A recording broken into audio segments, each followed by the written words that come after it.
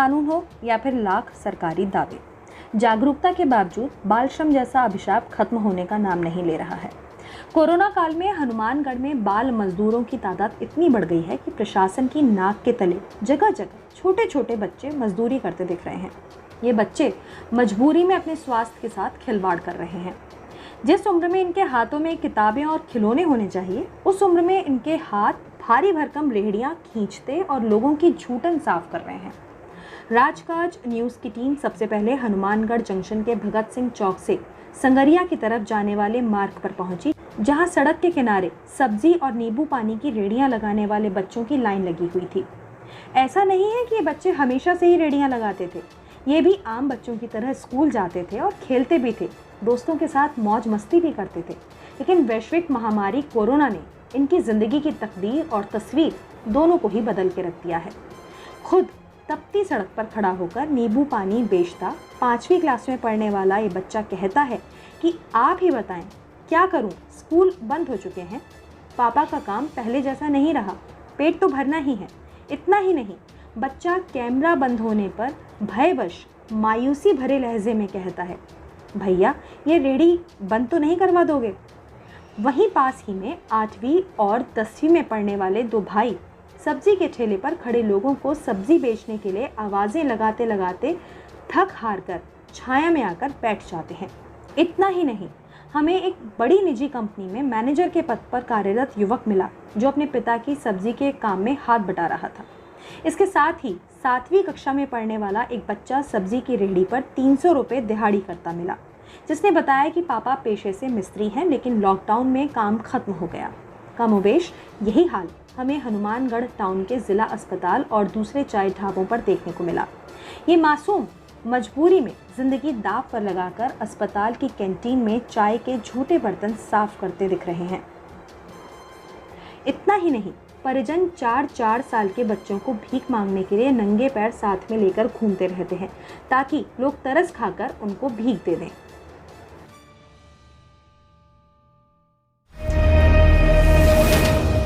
क्या करें, घर पे पहले बैठे हैं, स्कूल खुल नहीं रहे हैं, तो कुछ तो कम खाने के लिए कुछ तो करना पड़ेगा।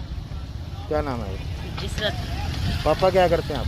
पापा भी यही काम करते हैं। मैं 10वीं में पढ़ता हूँ, रोजी रोटी के लिए कर रहे हैं ये। क्या करें, सरकार को हमारी मदद करनी चाहिए।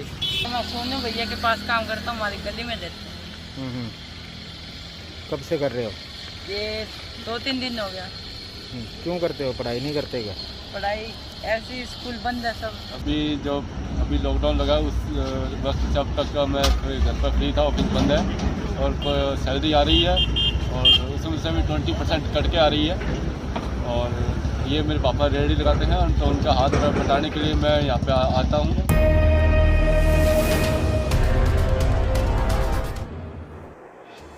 प्रशासन के साथ साथ इन बच्चों के लिए कई सामाजिक संगठन भी कार्य कर रहे हैं। ऐसे ही एक सामाजिक संस्था से जुड़ी शायना अरोरा कहती हैं कि बच्चों के लिए शिक्षा सबसे ज़रूरी है। हालांकि वे अपने स्तर पर बच्चों को शिक्षा से जोड़ने के प्रयास करती रहती हैं, लेकिन इनकी तादाद इतनी है कि काफ़ी दिक्कतें आती हैं। सही मायने में इनकी ज़िंदगी को ढर्रे पर लाने के लिए सरकार ही उचित कड़ी है। साथ ही इनका कहना है कि अगर हमें नए भारत का निर्माण करना है तो बाल मजदूरी को जड़ से उखाड़ फेंकना होगा। वहीं भाजपा नेता पवन श्रीवास्तव का भी यही कहना है कि कागजी योजनाओं से परे राज्य सरकार और प्रशासन को ऐसे बच्चों के लिए धरातल पर सकारात्मक कदम उठाने चाहिए। सड़कों पर मजदूरी कर रहे हैं या घरों में काम कर रहे हैं और जिसकी तरफ लोगों का, प्रशासन का इतना ध्यान भी नहीं जा रहा है। लेकिन यह एक बहुत गंभीर समस्या है, क्योंकि उन बच्चों की उम्र पढ़ने लिखने की, खेलने की है, मजदूरी की नहीं है। तो कहीं ना कहीं हमारे देश का भविष्य इससे खराब हो रहा है। हमारी संस्था, एक पास संस्था, इसके लिए समय समय पर कुछ ना कुछ करती आई है। उन्हें पढ़ने के लिए प्रेरित करती है, उन्हें राशन की ज़रूरत होने पर, घर पर किसी तरह की समस्या होने पर उनका सहयोग देती है।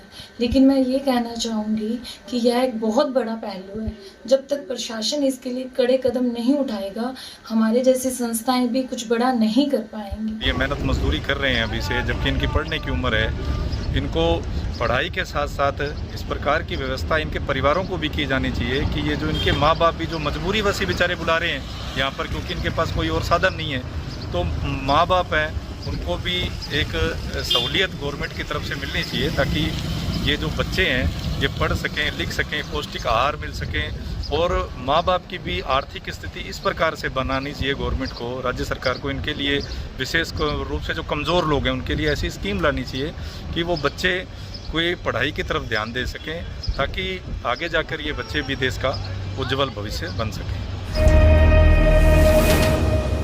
बाल कल्याण समिति के अध्यक्ष जितेंद्र गोयल कहते हैं कि बच्चों से मजदूरी करवाने वालों से समझाइश और कार्यवाही भी की जाती है। हाल ही में बाल श्रम से मुक्त करवाए गए बच्चों के लिए बाल अधिकारिता विभाग के अधीन गोराधाय ग्रुप फोस्टर केयर योजना लाई गई है। समिति सदस्य प्रेमचंद शर्मा का कहना है कि इस योजना पर काम अभी शुरू किया जा रहा है।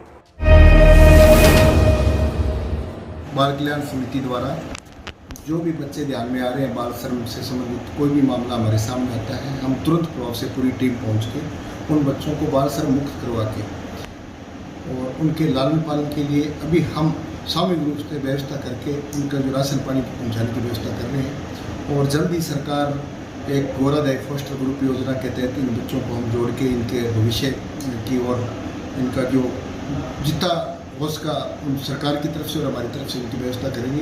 वर्तमान में हम जितने भी बच्चों को 2 दर्जन के करीब फ्री करवाए अभी लॉकडाउन में, तो उनके हम जो भी हमारी तरफ से बन पाता है राशन घर पहुंचा रहे हैं और 2-2, 3-3 बार उनके घर राशन पहुंचा दिया है।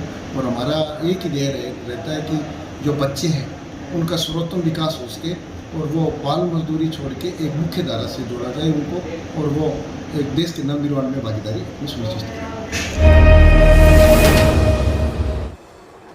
हर साल 12 जून को दुनिया को बाल श्रम से मुक्त करने के लिए विश्व बाल श्रम निषेध दिवस मनाया जाता है। कार्यक्रमों का आयोजन भी होता है। जनप्रतिनिधियों, अधिकारियों और बाल श्रम को खत्म करने की बड़ी बड़ी बातें और दावे भी किए जाते हैं, लेकिन धरातल पर वो नहीं किया जाता जिसकी वास्तव में इन बच्चों को जरूरत है। Bureau report.